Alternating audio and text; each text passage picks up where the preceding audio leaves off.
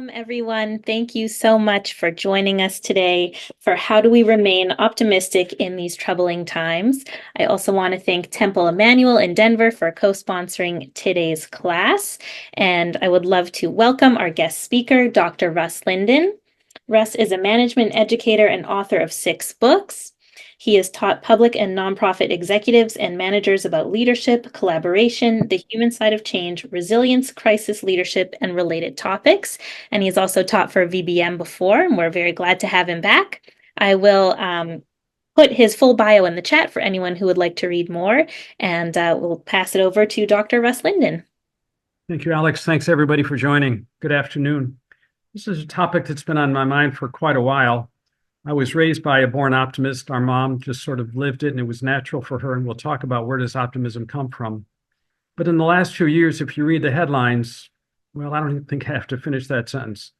Kind of hard. Sometimes it feels impossible to be optimistic. For me, by the way, optimism, and it's the most frequent definition, simply means feeling hopeful about tomorrow, feeling like something can be better. And it's hard to feel that way quite often. So what I'm going to do is offer you several thoughts, 6 strategies, and a lot of background about what makes it easier, what makes it harder.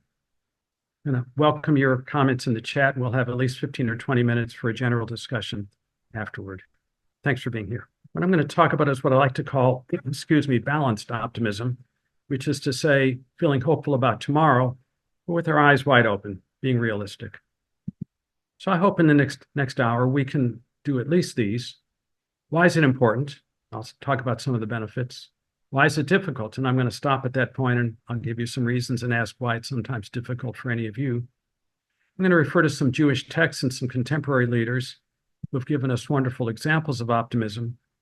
And then, as I said, 6 specific approaches, to remain or increase our optimism. Turns out optimists live longer. I've asked several experts, nobody knows why. Optimists recover faster from illnesses, and related to that, optimists get over mental and physical health problems. We have some doctors on the call, and maybe some of them will know. We know that there's a lot of research that shows that there's a correlation. People who have a positive attitude about this operation they're going through, often in general, are able to do better. Optimists are more resilient, not only with illnesses, but we can bounce back. That's what resilience is all about. And optimists tend to be more engaged in their work. I see this as a management consultant all the time. And frankly, most of us would rather work for a boss, for a manager, for a leader who's also optimistic. And here's a quote to put down into your mental software or on your notes. In general, people don't leave companies. People don't leave organizations. They leave managers. It's that one-on-one relationship that sometimes makes or keeps us from being there. And these slides will be available, Alex, for everyone. So you can check any of these sources later. Americans, until the last 10 or 20 years, and I'm a history lover, perhaps some of you are, Americans have always been and prided ourselves on being optimists. In fact, I can remember reading some letters from Europeans who visited the US when I was a history major, and they would write back to their European friends, these Americans are crazy. They're so cockeyed optimists. They don't know the realities of life. Some of these are our best presidents, according to academics, but these are the most popular presidents, according to a survey last year. Some of them are both great and popular. Almost all of them, by my count, easily 80%, were wide-eyed optimists. Even Lincoln, who God knows faced the most incredible challenges. So what about Judaism? What does it say about optimism? The idea of teshuvah, usually that defined as repenting, saying I'm sorry and trying to change, but really it means turning or returning. Most of you here, I think, probably know that. It really has an optimistic assumption, which is we can do better with our God, with ourselves, with our conscience. One of Moses' final comments to the people, Lo bashamayim he.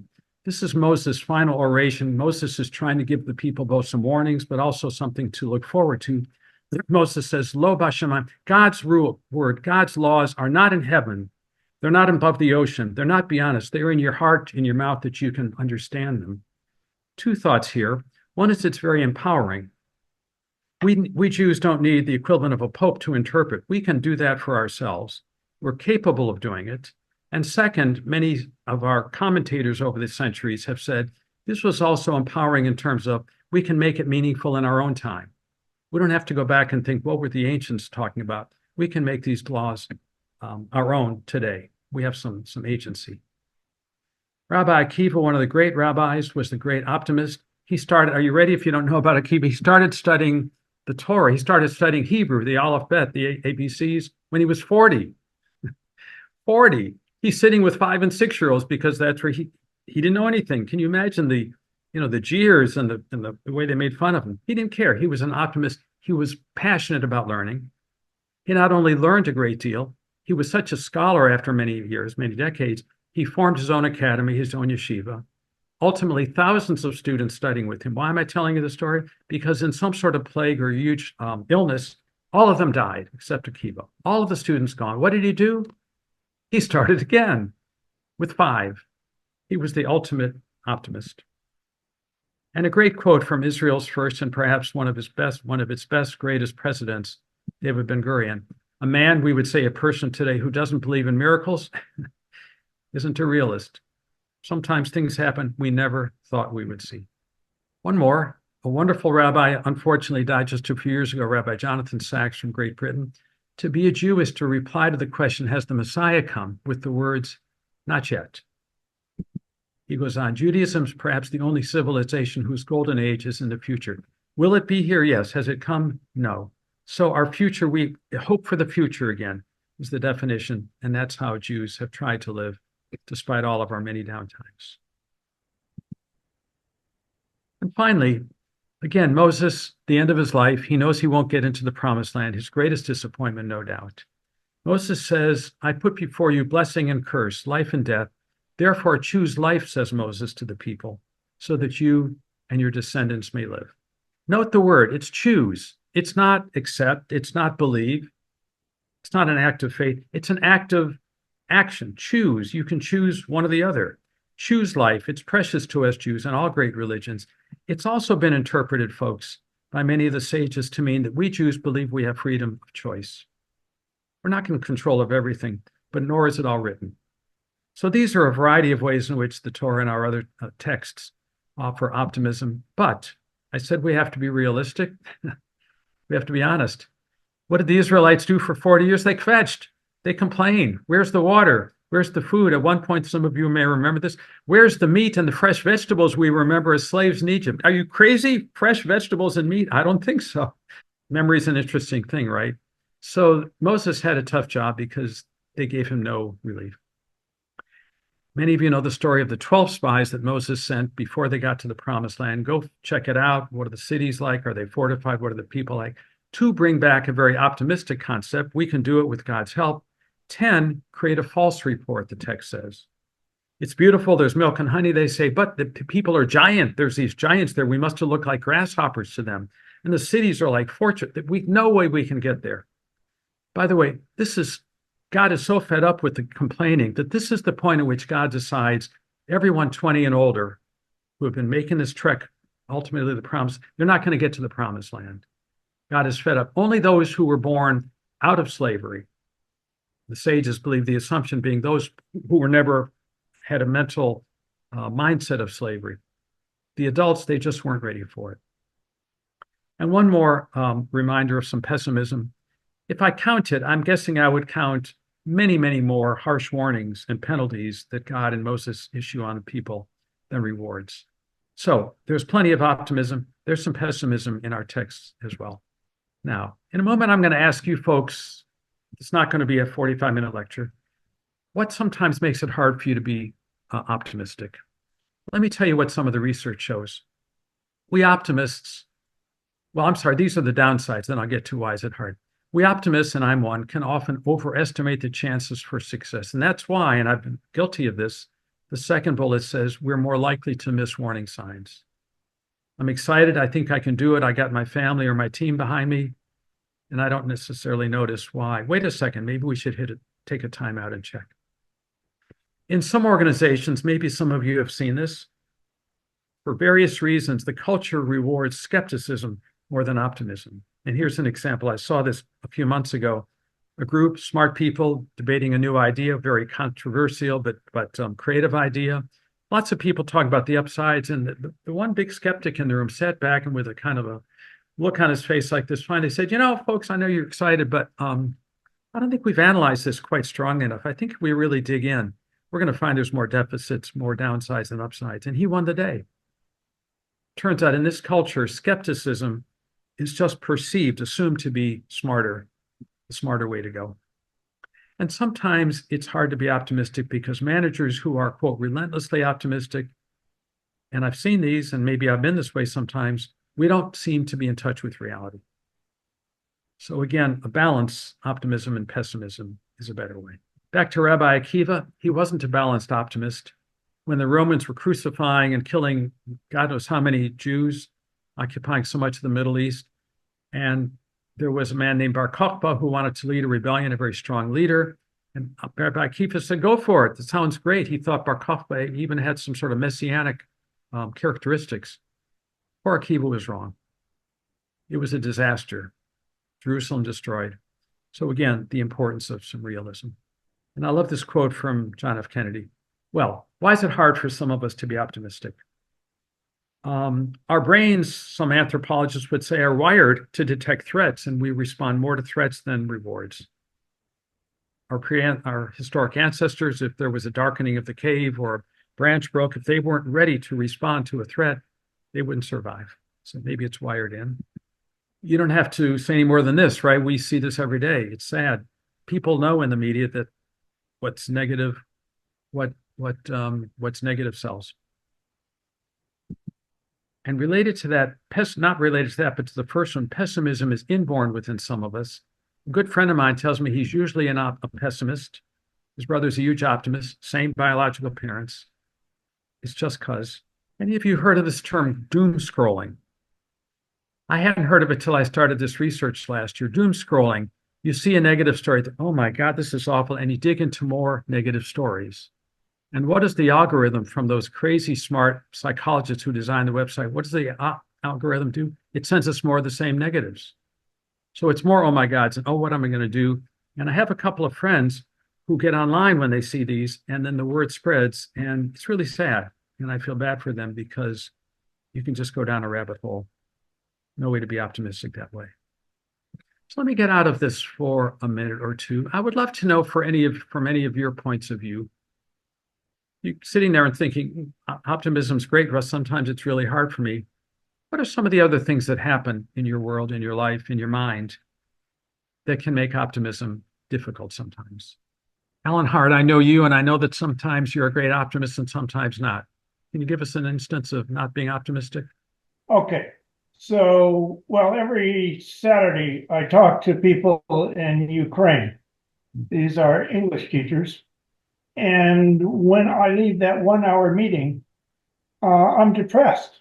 They're not depressed. They're feeling good because this is the chance for them to not talk about what the terrible things are going on there. But my reaction is entirely different. And so they look forward to this Saturday, whereas I don't. I think I'm doing a good thing. I'm doing the right thing, and it's good for them. But I'm just struck with things are so awful there. So that's my kind of reaction with an awful thing here. Alan, you're doing a mitzvah. That's wonderful. Thank you. But I can see why it gets you down. Different example for anybody? Why optimism can be difficult sometimes. Hello, my name is Alan. I'm with Amy, and I just wanted to say that sometimes I consider myself an optimist, but history can sometimes get in the way of that. You may know the phrase, Alan and others, history may not repeat itself, but it often rhymes. We see something that sure is similar. Is it Aglaia? I was going to say the same thing. History does it to me. So, yeah. History professor, by the way. Oh, okay. So you know what you're talking about. There's lots of history to tell us that it's going to be difficult. One last example why it can be difficult. Amy, are you raising your hand? Yeah, I am. I think people's set point is negative. So we're surrounded by a lot of negativity. So that makes it more difficult for me. I don't know about for others. I can only speak for myself. Yeah.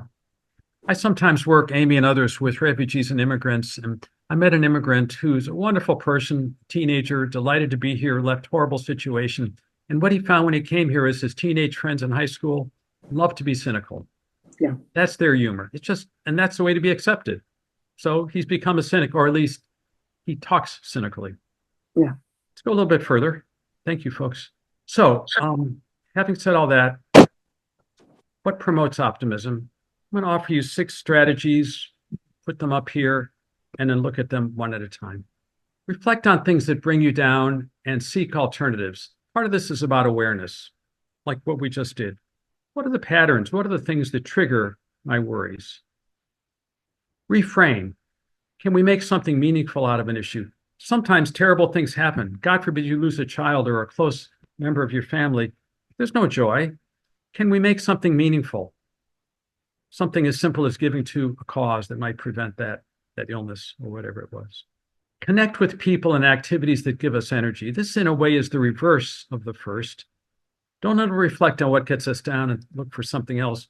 What is it that when it's happening, your body is filled with energy? You know, if you talk with someone who's into mindfulness or other meditation kind of modes, they'll tell you to listen to your body. Your body is very wise. It tells you what your mind might not get. What is it? Who are the people? What are the activities that when I'm doing them afterward, I'm just much more hopeful. I'm ready to go. 4th, be forgiving of yourself and others. Let go of perfectionism. Am I the only person on this call who's had a difficult time getting rid of perfectionism? It's been a lifelong struggle. Our dear parents wanted us to be great. And when we did something good, my brother and I, they would say that was terrific. And then they would say, did you think about this? So wired into my mind is, it could have been better. I've been struggling. I've made some progress. But a real card-carrying perfectionist usually is often not happy because what's perfect? And how do we get there? We'll go through all of these much more slowly. 5th, keep your focus on the core. What's at the core of who you are? Quick exercise. Think back 4 years, 4.5 years, March, April, May, June 2020, the worst of the pandemic, and when it was still scary because nobody knew. The science was not known. People were giving us different answers. Many people, not able to go around anywhere, found themselves focusing on what was most important, picking up a phone, getting online, and talking to a family member, or focusing more on their faith. They found what was most essential because much of what we wanted wasn't available. We'll talk about this and give you more examples.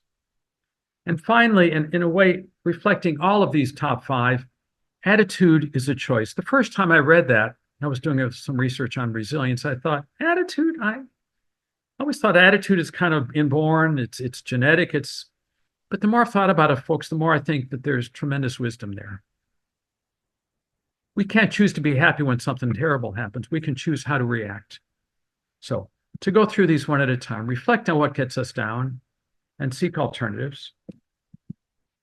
Nelson Mandela, in my view, one of the great leaders of the last century, went to prison by his own account, an angry, bitter man. He was a leader of the African National Congress. They wanted to get rid of apartheid, roughly the same as segregation. It was vile, it was vicious, the 10% of the whites ruling the 90%.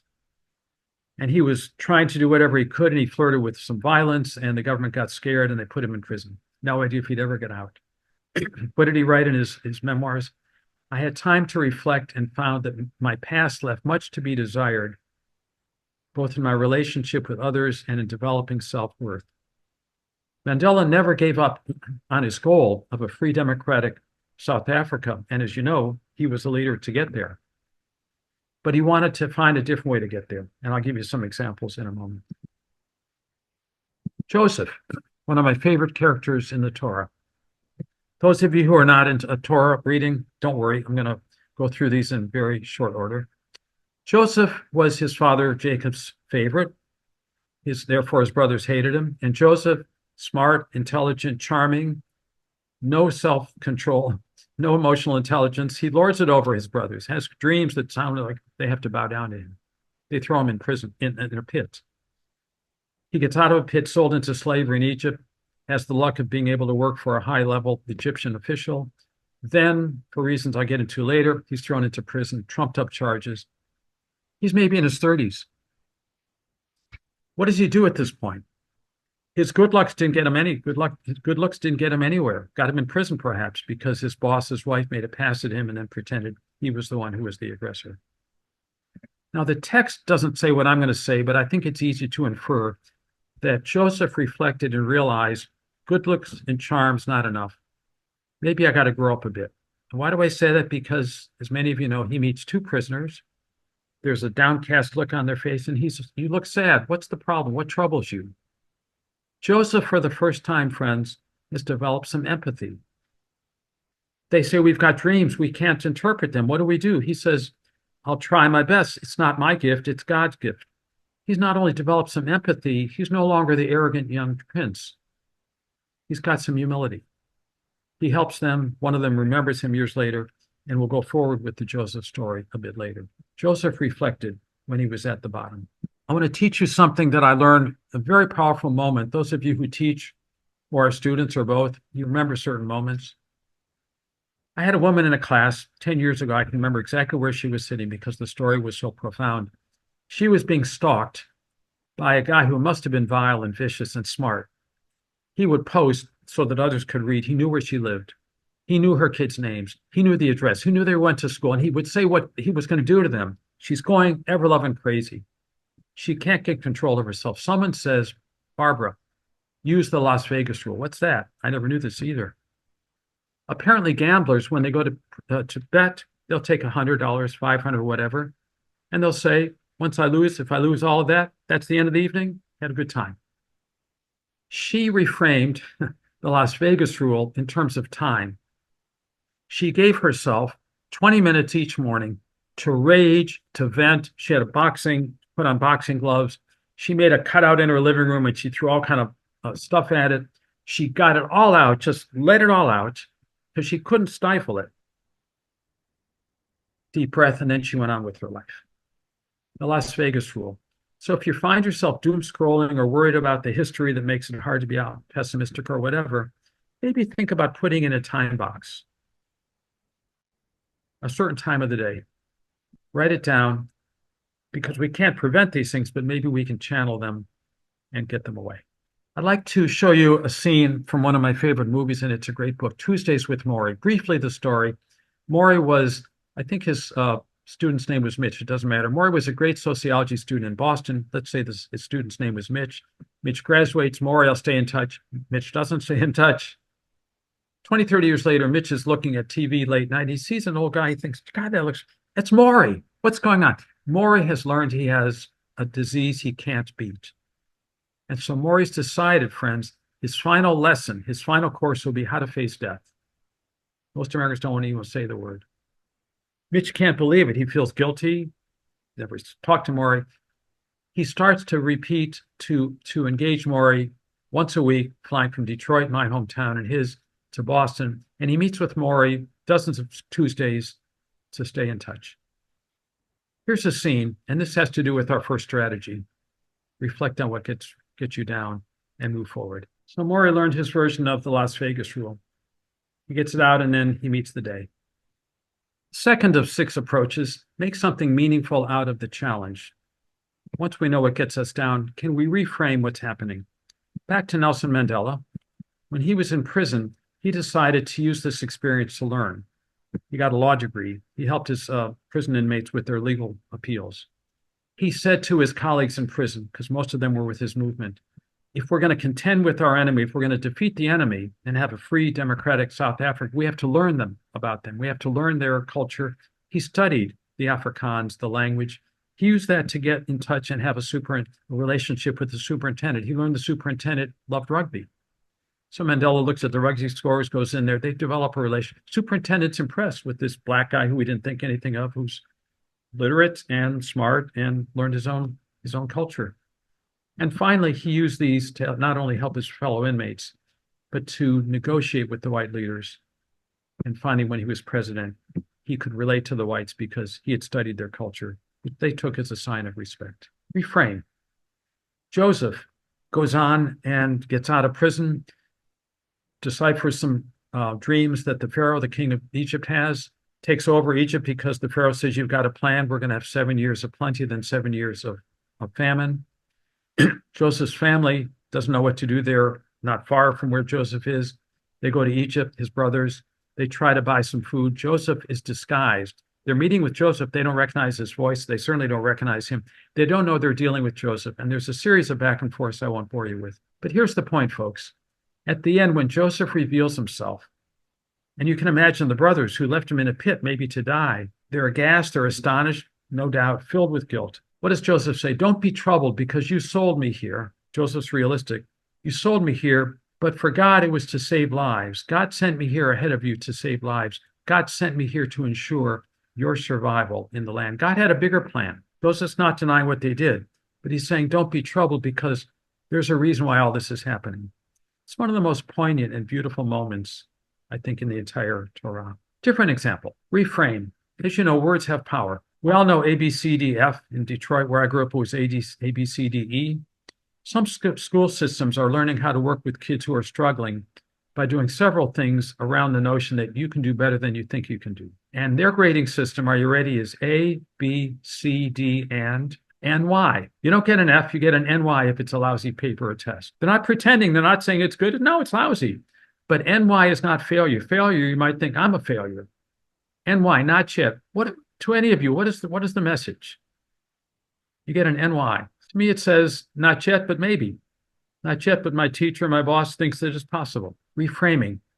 We're not denying, we're not playing games. We're looking at things through a different lens. Humor can be a great way to reframe.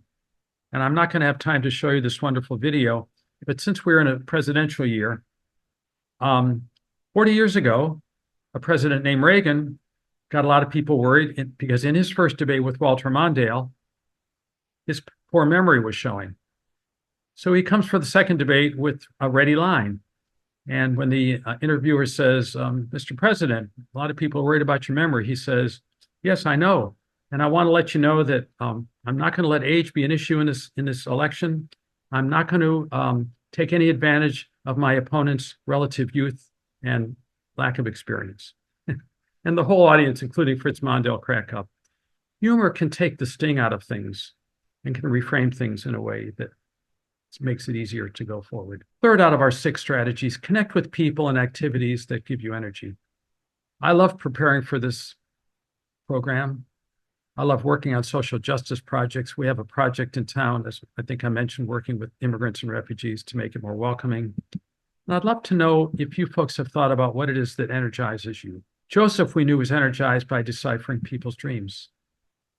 What energizes you? Your body can tell you when you're in a better place. Is it learning like we're doing today? Is it connecting with family? Here's a wonderfully interesting experiment some psychologists did with people who were not optimists, pessimists, not in mentally great shape, not clinically depressed, but not in good shape. 3 groups. One did nothing unusual, the control group. One group was told to keep a journal of your feelings and thoughts. And the third group was asked to write a gratitude note. It's not exactly what I have here. This is my suggestion. But in the experiment, they were asked to write a gratitude note, one note a week for 3 weeks to a friend or relative. A note, not a call, because who knows how the person would react. A note saying something about what you're grateful about with this person. I don't think I've ever told you, Bill, how terrific it was when you called and my wife was in trouble. Whatever it is, you've always been a hero for me in certain ways. This group that wrote gratitude notes once a week for 3 weeks, 3 months later and 6 months later, significantly higher level of mental well-being, more optimistic. I've done this once I read this research. I've done this sometimes in person, but usually a note. Bill, I just want you to know it's great every time I see you. I'm sure these people feel great. They don't always get back, but I know I feel better. It's a way of reminding ourselves of our blessings. So let me get back to something that makes it hard, awfulizing. We can go down that doom scrolling thing I mentioned to you a few minutes ago. So here's another thought from another politician. Nancy Pelosi, don't agonize, organize. For those of you who are worried about this election, irrespective of which candidate you're rooting for, agonizing will get you nowhere, except down the doom scroll. Can you get active? My wife writes dozens of postcards. If I had good handwriting, I would too. Remember to vote. I love to go canvassing because I enjoy talking with people. Being active helps most of us get into a better mode. Fourth of our 6 strategies, be forgiving, let go of perfectionism. If any of you read or saw the movie Moneyball, you may have enjoyed it. I loved it. It's on the surface, folks, a story about baseball. Billy Beane's the general manager of the Oakland Athletics. They don't have a big payroll. They can't keep their great players. Billy's frustrated. He knows he can't get more money. He learns about some statistics, some analytics, a different way to play the game. It's taken over baseball and other sports now. Billy's the first one to try it. It's really about innovators. That's why I'm telling you about this. It's really about innovators. And Billy was a perfectionist and not a happy camper because he wanted everything. He says, if you don't win the World Series, nobody gives a damn. Well, he was a little bit more explicit in the movie. So what happens? Billy Beane convinces his players to give this new system a try. The media are all over him. They think this is crazy. There's a point in the movie where some radio jock guy says, Billy Beane's lost his mind. Baseball's been around 100. You can't reconnect. You can't reinvent baseball. They're yelling and screaming at him. And the team loses until they start winning. They win 20 some games in a row, American League record. They get into the playoffs, which they haven't been doing, but they don't get to the World Series, and Billy is down. He's depressed. He's a perfectionist. The statistics guy says, Billy, it's a metaphor. If you didn't quite follow it, the baseball player hit the ball over the fence. It was a home run. He had home run and didn't know it. And the statistics guy is trying to say to him, Billy, this season we just had, you hit a home run. Nobody thought we could do what we did. You let it. And you haven't even understood it because you're a perfectionist. So again, as a card-carrying perfectionist, or at least used to be, I can understand Billy's angst. It's not about high standards. We all should believe in high standards, but most perfectionists, they find it hard to feel good because it's always falling short. If you can't quite read what's here at the bottom, the perfect is the enemy of the good. So a couple of thoughts to offer for those of you who struggle with this or have friends or family who do. The 80% rule. This is not the 80-20 rule. 20% of whatever gives you 80%. 20% of the people give you 80% of the problem. 80% rule, friends, is if you or some people you're with are trying to figure out how to get from here to there, how do we solve this goal, solve that problem? If someone comes up with an approach that's going to get you most, maybe 80% of what you want, instead of saying it's got to be perfect, instead of arguing how this or that, start with something that's that good. Pursue it. And if you get that much, celebrate, be happy that you did, and maybe you can make it a little bit better after that. If we wait for a perfect, we're not going to get there. We'll just keep arguing. So the 80% rule is one way to go. And the other is learn the power of yet and the benefits of a growth mindset. And since we're running short on time, let me just suggest to you, if what I'm going to tell you briefly is of interest, Carol Dweck is a terrific psychologist who has popularized the notion of mindsets. Briefly, some of us have a fixed mindset. I am who I am. I have all the intelligence I'll ever have. I'm as creative as I can ever be. Don't push me. I don't want to try new things. I don't like to fail. People with fixed mindsets are and can be very accomplished. They don't necessarily work well in a changing environment, which requires experimentation. Growth mindset. Yes, I like doing what I can do, but I like to try new things. I like to learn. I know I'll make mistakes. It's okay. It comes with the business. I'm not going to get upset with myself if I don't get it perfect. A growth mindset, challenging for a fixed mindset, better in an unpredictable, somewhat crazy, changing environment. The notion of the power of yet is I haven't figured it out yet. This is what a growth mindset person says, but I'll keep trying. Alternatives to trying to be a perfectionist. And because we're lacking time, let me just quickly tell you the story. My hometown team, the Detroit Tigers, and this fellow Galarraga, in the ninth inning, if you're not into baseball, you'll get this. The game's almost over. There's only 3 outs in an inning. There were 2 outs, and he only needed 1 more out to have the perfect game. And if you look at the photo on the left, this is the Detroit team. The guy has the ball in his mitt, and this player from the other team hasn't quite hit the base. He should have been called out. It should have been a perfect game. And the umpire calls him safe.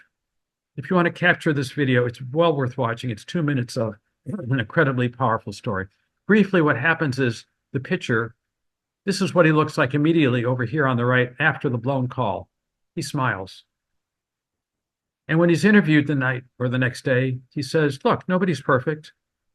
Yeah, the ump made a mistake. I forgive him. And the next day, here's the ump, and here's Galarraga, and the ump apologizes. And he's crying. Perfectionism is a problem. Forgiveness feels great. Two final thoughts, because I want to leave more time than we have for your thoughts and questions. Focusing on the core. Think about organizations you like. Anyone who works at Disney, and I've interviewed people there, knows that the goal is very clear. People are going to walk out with a memorable experience.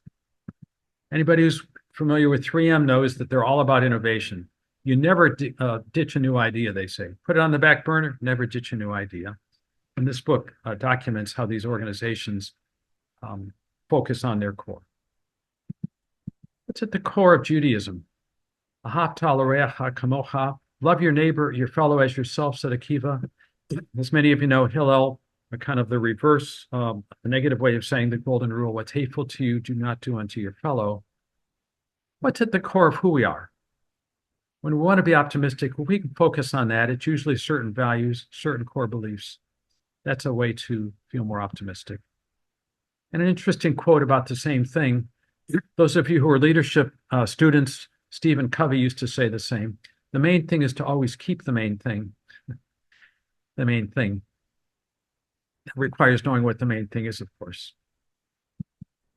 And finally, some of you are familiar, I'm sure, with the remarkable book by a remarkable individual. Viktor Frankl survived count them, three concentration camps, and wrote in this incredible book, we remember the men who walked through the huts, comforting others, giving away their last piece of bread. They offer proof that everything can be taken from a man, but one thing, the last of human freedoms, to choose one's attitude. Attitude is a choice. I think it's one of the most powerful concepts we can keep in mind when it comes to optimism. Moses wasn't allowed to go to the promised land. He might have said that. Instead, he introduces Joshua, his successor, literally puts his hands on Joshua, urges the people to follow him. He's thinking about a legacy, not about his own loss. Just two more thoughts, and I want to get your questions and comments. I happen to be a sailor. The pessimist complains about the wind. The optimist expects it to change. The leader adjusts the sails. And finally, this quote has been so helpful for me. It's attributed to Winston Churchill. Success isn't final. Failure isn't fatal. It's the courage to continue that counts. Many of us thought that the Civil Rights Act of 64, which we're commemorating this year, the Voting Rights Act of 65, that was final, right? There's pushback. Failure is not fatal. The suffragette movement, it took them 70 years to get the 19th Amendment, women's right to vote. Because they didn't worry about success or failure, they had the courage to continue. So I just want to stop here. Alex, if there are some questions in the chat or comments already that you want us to discuss, fine. If not, just anyone, let's have at it. Thoughts, reactions, questions, disagreements, all of that's fine. Yeah, happy to open it up to anyone. And if someone wrote something in the chat they want to speak about as well, then we can do that too. But please feel free to raise your hands and you can unmute or also still use the chat. Thank you very much for this presentation. Just sort of parenthetically, before I give my comment or observation, I, as a sports fan, always find it more painful to lose than joyful to win. In fact, a number of great managers and players have said the same thing. What I'd like to know from you is, why do you think that is? And number two, and I won't hog up everybody's time, we hear the phrase today more than ever before, I think, it is a broken world. And thinking about that, I think in my 81 years, I don't think there has ever been a year where it has not been a broken world. And yet I embrace today much more strongly than I ever thought I could 10 or 15 or 20 years ago. I think it's our brief tenure on Earth that we mandate change to happen imminently and right now. Whereas over the long haul, and unfortunately we might not be around to celebrate the long haul, things do change for the better. I am very optimistic, recognizing that things don't happen right away. I The love end. your optimism, Steve. Let me start with that and then get to the earlier question. If we do take the big picture, would any of us have wanted to be alive in the Middle Ages? It was grim, unless you happened to be rich, and most weren't. Would any of us wanted to be alive when women had zero rights and were told to stay barefoot in the kitchen? Some perhaps on this call were. There are so many things that are better. And at the same time, it's hard to see that. My wife and I had a wonderful experience 2 years ago. She tutors people to learn how to speak English well so they can pass their citizenship test. It's hard and it's grueling. And one of her students who made it, we went to see her ceremony. And at the end of the ceremony, the judge very wisely said, for those of you new Americans, we know you're happy to be here. If anybody would like to say something? And there were very few dry eyes, Steve, because these people were so incredibly grateful. And my wife, Jack, and I looked at each other. We went back. We thought, we just feel more patriotic now. It reminded us of exactly what you said. The first thing you said, there's some wonderful research by two Israeli psychologists, Kahneman and Tversky. Kahneman recently died. They learned through a lot of experiments that we are much more sensitive to the possibility of loss than to the potential of gain. Just what you said about high-performing athletes. Maybe it's true of everyone who has high aspirations. We kick ourselves for the one we lost, and it sticks more than the many that worked. What I sometimes say at the end of my classes, Steve, is if you keep going for home runs, you're going to have a lot of strikeouts because that's what home run hitters do. But if you go for singles and doubles, you get more of those, and maybe it accumulates to the same thing. So that's another way of saying small victories can stick. But there's something about those of us who are high achievers that it just seems to come with the territory. I don't have a solution on that one. Great questions. Thank you. Others? Let me ask if those 6 strategies, were any one or two of those strategies that have been especially useful for you? Reflect on what gets you down, reframe things to look at the meaning, move to people and activities that give you energy, let go of perfectionism, focus on what's at your core, and the notion that attitude is a choice. Did any of those? Sarah, please. Yeah, gratitude has been huge in my life, particularly in the last 20 plus years.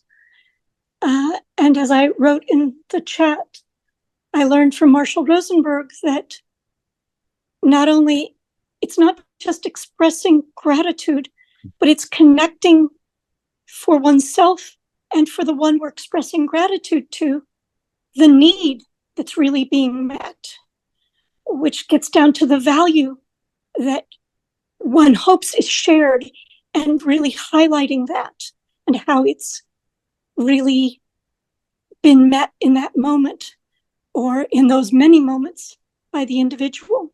Beautifully said, Sarah. Can you recall what helped you start to focus more on gratitude? How did this come about? Well, it was at an NVC training by Marshall Rosenberg, at an international training, and he talked about the gratitude journal he was carrying around, and that was more than 20 years ago.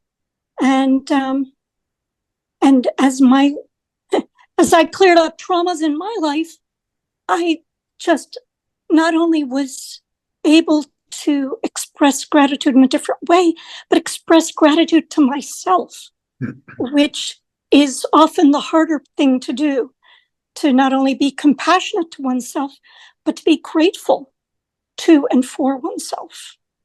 Russ, this is Marshall in Minneapolis. Hey, Marshall, how are you, cousin? Can you hear me? I'm sorry, I don't have video, but I'm a medical doctor.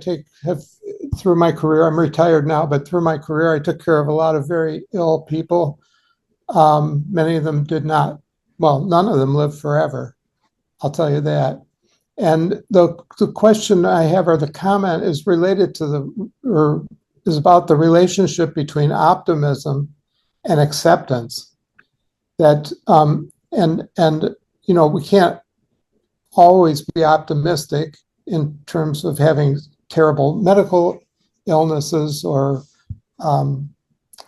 we're not in control of leadership all the time and so forth, but through some of the steps you've lined out or outlined, we can not necessarily be optimistic in the sense of knowing things will be better, but we can accept things and go forward under those circumstances, I think.